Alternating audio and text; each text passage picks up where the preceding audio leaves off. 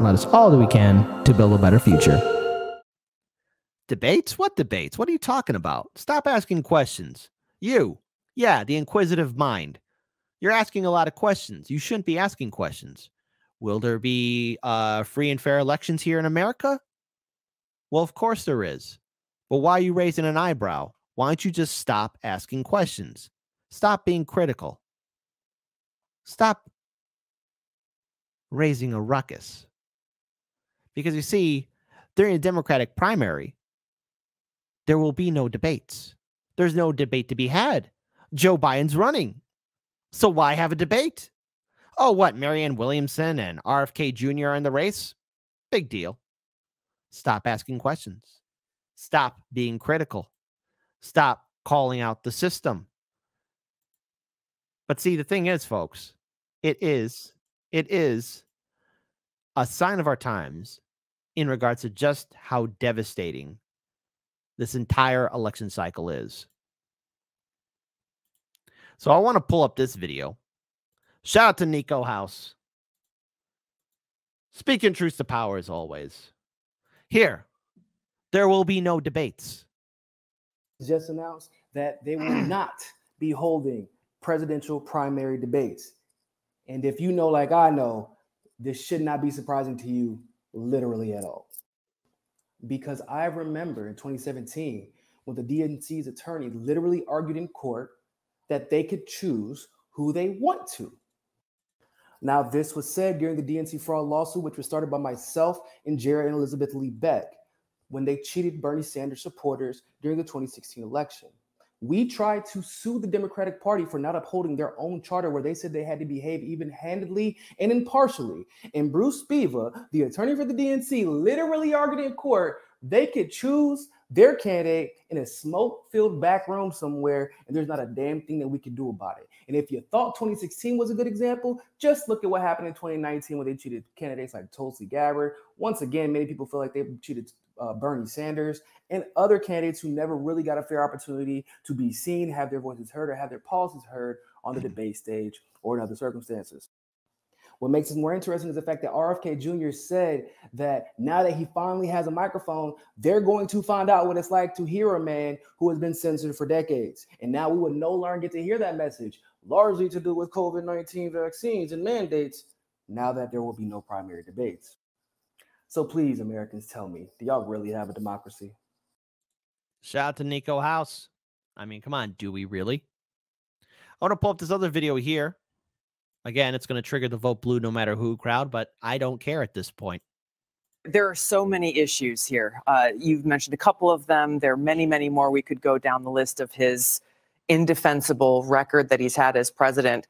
One of the things, though, is that the American people need to be able to examine these issues. What's the traditional way that we normally do that? Through a debate, right? Well, the DNC just announced we're not going to have any presidential primary debates.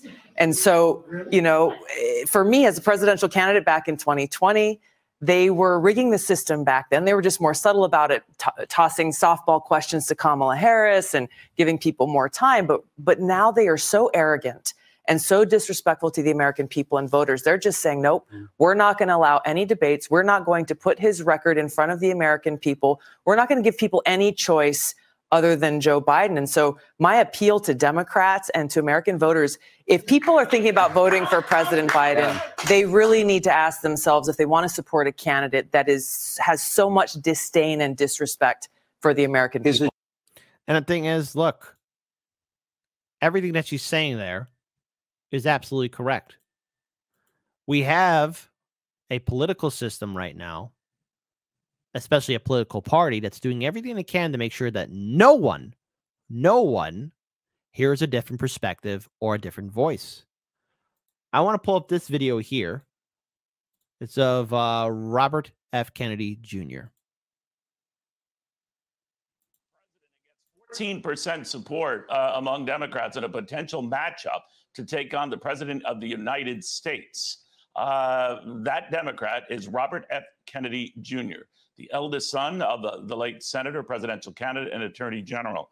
He joins us now. Robert, very good to have you. Good to be back with you, Neil. It's been a long time. It has too long. You know, those are incredible numbers, Robert. I mean, you're polling 14%, and you know what's remarkable is a good part of that 14% isn't coming from your family. Many of them are not keen on you taking on the president, and I'm just wondering why that is. And I know 3 of them are diplomats in the Biden administration, so that makes sense. Others, though, they're holding back. Why is that? Well, you know, I don't agree with my family on all issues. My family, first of all, including myself, have a long relationship with Joe Biden and a friendship. And Joe Biden has a bust of my dad behind him and on almost every photo shoot on his desk. So that the bond between our families is very, very close. And then many of my family members, as you say, are working in the administration. But other of my family members just don't agree with me on issues on censorship, on the war, on public health issues. You know, we're a big family, and I have a lot of people who are with me, but other ones disagree with me, and I respect that. I have no ill will towards any of them. I think we're like every family. There are disagreements in the Kennedy family too, and I think, you know, we know how to love each other and at the same time disagree with each other on political issues or other issues. And I think, you know, my hope is that our country can do that as well, that we can learn, you know, the polarization in this country is now toxic and radioactive at any time since the Civil War. It's really both Republicans and Democrats talk about it in almost apocalyptical terms, that, you know, they do not see a way out of it. And I think we need to find a way to be able to talk to each other and disagree with each other without hating each other. Well, there's a concept. I don't even want to get you started, Robert, on the... So we're going to stop there, because here's the thing. He's not going to be able to really share that with anybody, unfortunately. Because, again, the debates are not going to happen. At least worded by Tulsi Gabbard, Nico House, as well as a lot of other media networks. There will be no Democratic primary debates unless something changes. But, again, Biden has a lot of issues, and they're going to do everything they can to try and cover it up. Because when you have cheerleaders like this, Pramila Jayapal of all people, saying Biden deserves re-election, you know we're all screwed here. This is the same, by the way, the same Pramila Jayapal that went to bat for that, you know, remember that big investment infrastructure package? And then Joe Manchin just screwed her over. Joe Biden screwed her over. Yeah, the same Pramila Jayapal. You got no support from the White House, and yet, hey, you're happy. Woo, you're happy.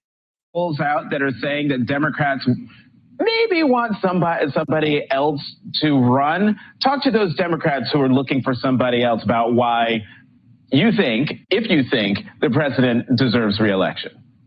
I do think he deserves re-election. I've been public about this. Even though he wasn't my first choice in the last election in the primary, I have been really amazed at how much this president has gotten done on the economic front. The biggest infrastructure. Now you know she's lying right here. Hey, show of hands.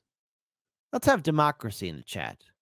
Type 3 if the economy's been treating you and your family well. You guys are living it up.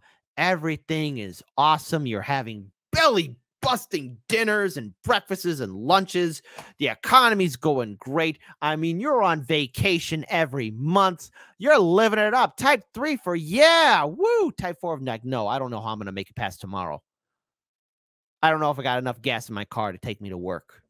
I don't know if I have enough money to pay for my medicine. I don't know if my family members have enough money to pay for their medicine bills. Let's have democracy in the chat. Type 3 if everything's great. Type 4 if no, it's not. I'm willing to see how it's working out here. Oh, my goodness. Oh, my goodness. Gracious Cretaceous. We got a couple of 4s here in the live stream chat. What is this? We got somebody saying no blood for oil who says car. What's that? What's a car? infrastructure investment ever, the biggest investment in taking on climate change. You know, we have created enormous numbers of new jobs. We're bringing manufacturing back to the United States again. We are doing so many things that I didn't think really was possible. And it's because of the president's leadership on all of these issues. So let's give him another chance, because we need to finish the job. We need universal childcare, universal paid leave, free community college. Gee, hey, stuff that everyone said was going to be done in Biden's 4 years, right? How'd that work out? Hello? Representative Pramila Jayapal. Hello? Hello? Hey, what about that thing, Roe v. Wade? Remember that? Boy, oh boy, I remember all those activists, all those community organizers, everyone in the social justice warrior industrial complex saying the same thing. If we lose Roe v. Wade under Trump, we're riding in the streets. We're going to be out there 24/7. We're not going away. Oh, wait, where are they at? Huh. Gee, they're nowhere to be seen. Where are all those fantastic people at? Hey, activists. Hey, social justice warriors. If you're done raging out the fact that Elon Musk controls Twitter and go out there and touch some grass, maybe you'd actually follow through with all the things you guys said you would do in 2016 through 2020. Maybe all those social justice warrior groups, all these people who have a loud microphone saying, resist Trump, were never as strong as they said they were. You see, they want to criticize anyone that, you know, pops their bubble, makes them feel uncomfortable because, oh, no, they're right. They're on the right side of history because they're resisting Trump. All these people saying they're going to form a resistance and a rebellion. These are the same people who probably have in their household or apartment, there's no hate here. There's only love here. No one's an illegal immigrant. No one's ever illegal. These are the same people who would also say, if I was alive during the Civil War era, I would have helped the slaves get to the North. These are the same people who also say, if I was alive in Europe, I'd be resisting the Nazis and help the Jews escape from the SS. And the answer is no, they wouldn't. No, they wouldn't. If you ever hear anybody talk like that, don't make eye contact with them, but just think in your mind, they're delusional. They're crazy. These are people who pretend to be tough. And now that Biden's running again, all these vote blue, no matter who's sycophants, are really going to go to bat for him. They're going to be yelling at all of you. You got to resist Trump. Oh, you're not going to support or vote Democrat? You're a Nazi. You're a bad guy. You're a bad person. Again, folks, it's interesting because all the all the progressives, from Bernie Sanders to the squad, they're going to be falling in line right behind Biden. They're not going to resist him. Bernie's not going to do anything. Bernie's not going to run. He's going to help out his good friend Joe. I'm so sorry if this makes you uncomfortable. I know this for a fact. It's going to happen. Marianne Williamson, Robert F. Kennedy Jr., your campaigns better be ready for the shenanigans that's going to be taking place during the 2024 Democratic primary. Okay, I'm telling you, because if you're just going to just walk around and think everything's going to be great, then you deserve the beatings and the smears that the DNC establishment and corporate media are going to throw your way. I hope you're prepared. On the off chance someone in the RFK campaign or Marianne Williamson campaign sees this, this is a friendly advice. You better be ready to fight for your lives. You better be ready to show us that you're worthy of some attention or some support. Now, I'm not going to vote Democrat, and I'm not going to tell my audience to vote for any political party. That's up to all of you to make your own choices. But let's be very clear here on the weakness of Biden and why there won't be any debates, on why it's not going to happen. I want to pull up this video here. Shout out again to Case Study QB. Be sure to follow him on Twitter. I think if a Gavin Newsom or a Pritzker, Governor Pritzker of Illinois, if they threw their hat in the ring, they'd knock Biden out. in 12 minutes. I mean, Robert F. Kennedy, who has no chance of being president, announces on Thursday, right? And all of a sudden the Biden people that afternoon say our guy's going to announce on Tuesday. This is from Bob Kennedy Jr. Anyway, Charlie, you know more politics than I do. What do you think? Yeah. I mean, RFK jumps to a double-digit, collecting double-digit support. And literally a week ago, nobody was talking about him. Obviously, everybody knows who he is and everybody knows his name, but it was not occurring to anybody that he might get into the race. And then instantly he shoots to double digits. I think that, and also, you know, when he gave his announcement, he did talk about the vaccine stuff. And I think there's a lot of interesting stuff there. But what he really focused on more than that was talking about the war. And I think that a lot of Democrats and a lot of experts in the media are overlooking the fact that the Democrat Party it gets destroyed. They tear themselves apart over these war votes. And we saw it. Who would ever think? Who would ever think?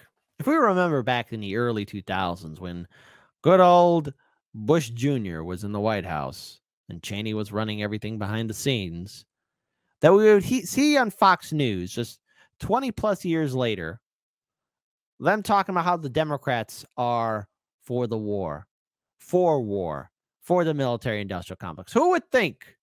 Because I remember when Fox News would always dismiss the Democrats, say, "Oh, they're a bunch of pacifists, a bunch of hippies, a bunch of communists." And yes, there were Democrats that again voted full on favor for the war in Afghanistan, and yes, for the war in Iraq. One unknown senator, you might not have heard him, named Senator Joe Biden. Yeah, voted for the war in Iraq. But who would ever think on Fox News that they would actually be calling it out like this time, like saying, like, yeah, Democrats, all in for war, all in for war. It's a funny, mad world we're in. In 2004, we saw it in 2008. Where you have a candidate that walks in and tries to politicizes the Ukraine war, which Joe Biden owns lock, stock, and barrel.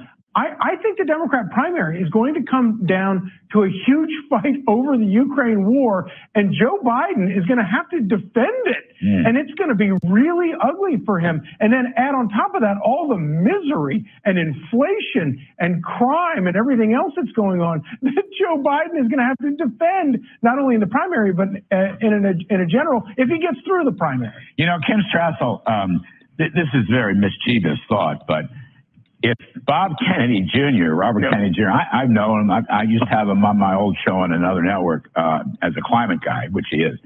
If he would adopt his uncle's supply-side tax cut approach, right, the JFK tax cuts, now that would be really fun. Now, that's a very mischievous thought. I do not expect that to happen. But besides the anti-war message, I agree with Charlie. So I wanted to get your take on Bob Kennedy Jr. And also, Kim, will he sort of be the guard, the pulling guard, and then Gavin Newsom and Jay Pritzker or whoever comes behind him and winds up knocking Biden, out of the race? I mean, I can't see how anybody can't be looking at those initial poll numbers, Larry, if they were a Democrat and they were ambitious and not understanding that this is a very weakened presidency that is ready to get knocked off. What these pundits at Fox News fail to realize is that the vote blue, no matter who propaganda machine, the corporate social justice warrior industrial complex of Me Too, Time's Up, yes, unfortunately, even Black Lives Matter, all these institutions, Sunrise, all these groups that were rallying around Biden, they'll do everything they can to make sure that, if anyone challenges Biden, they're heartless, they're mean, they're insensitive, and they're going to help the Republicans. This is what they're going to do. They're going to do everything they can to make sure everyone just stays in line and doesn't challenge the system. Now, the thing is, the Democrats are very good at shooting themselves in the foot, be it on purpose or just acting like buffoons. Now, again, you can't ignore the fact that the data shows that Biden's not popular. Kamala Harris, her approval numbers are far lower than Biden's. But they'll do everything they can to manufacture this idea of who Biden is. Just like how the Democrats were manufacturing Hillary Clinton and how they manufactured Biden in 2020. But earlier in the show, when I had Sabby on the show, look, there's a very good chance Joe Biden can lose this. There is a treasure trove of political ammunition that Biden's opponents can use against him. So, Robert F. Kennedy Jr., Marianne Williamson, you're the only two contenders facing off against him. I'm not going to tell you what to do, but here's a little bit of free advice. Y'all better get ready to fight dirty. Don't be nice and civil. Disregard that contract. Since there won't be any debates, start spraying all over the place. Shoot them left, right, up and down with all these jabs. There's so much political ammunition you could use against Biden. It is ridiculous. You don't have to be friendly. But if you want to win, you got to call out your opponent for who they are. And if they're weak, knock them out, because you know what? Hey, on the off chance Republicans watch this show, hey, here's a bit of advice. There's a huge treasure trove of political ammunition you can use against Biden. I mean, Biden still implemented a lot of Trump's foreign and domestic policies. Biden has allowed inflation and war to take place. I mean, there's so much to use. It's ridiculous. You have to be a moron if you're a political consultant or a campaign advisor. If you're going to be blind to this huge mountain of treasure that you could use against Biden, then you deserve to lose. Truly, you do. You deserve to be made fun of. And yes, that means you got to burn the midnight oil and go through all the videos, all the articles, everything, all the failures. But if you want to win, you got to get ready to fight dirty and win. Look, by the way, can I just point out, if Joe Biden is really going to do this, I think this is a mistake for him and for the country. And I would actually argue that Democrats who actually claim to care about their party and the country, somebody has an obligation to step in and do this. I mean, Charlie was just talking about Ukraine. We're in a new world global disorder. And it is very dangerous prospect to have an octogenarian who's clearly very tired and struggling already be the continuing leader in that situation. So I'm hopeful somebody does look at this. The Biden administration has been trying since the midterms to just project strength to kind of ward off anything like this happening. But once one person is in, I think some others are going to be testing the water. You know what? That was my view. I mean, that's why I think Bob Kennedy Jr. is very important in this. He's like a pulling guard, and then others come. If he opens up a hole in the line, others come right through. Well, we'll see. We will see. Whether or not Robert F. Kennedy Jr.'s momentum continues on has yet to be seen. I think we need to remember that we cannot underestimate just how powerful the Democratic establishment can be and how they like to rig elections. I want things to be different. I hope things can be different. But this entire primary that's taking place right now has me concerned on just how bad it can really get. And because there will be no debates, the candidates need to be ready to fight. I'm not going to tell any of you how you should vote. That's a decision all of you have to come to your own conclusion about. That's something each of you have to make. The purpose of this show will be to give an analysis of all the candidates, be they Republican, Democrat, third party, independent, etc. That's why now more than ever we need independent media, because we've seen this happen before in 2016 and 2020. For all those people who think somehow things are going to be different in a Democratic primary, I'm just going to lay down a very brutal truth. The superdelegates will dictate how things play out in a Democratic primary. And in the Republican primary, the nominee will be more democratically elected than the one in the Democratic Party. Why? Because the Republican primary has 0 superdelegates. I'm so sorry if that made you uncomfortable, but good luck. Because if you're not going to fight the election fraud, then you deserve to lose.